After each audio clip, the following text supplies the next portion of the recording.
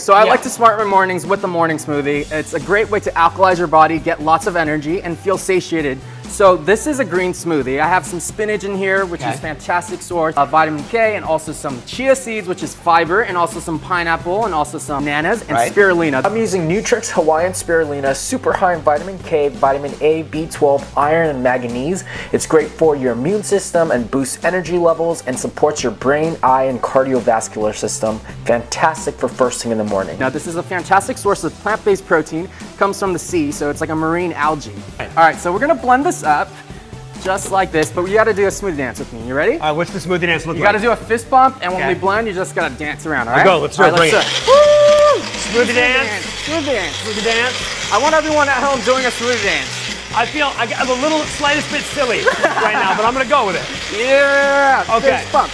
All right, you ready to taste this? I'm ready to taste it. All right. You do this every morning? Yes. If you do this every morning, you're gonna feel amazing. And also doing a smoothie first thing in the morning changes your palate. Allows you to crave healthier foods. Yeah. Yeah. It's really good. I don't taste anything fishy in it whatsoever. Yeah, so spinach is a fantastic green to put in there because it's not bitter. So our next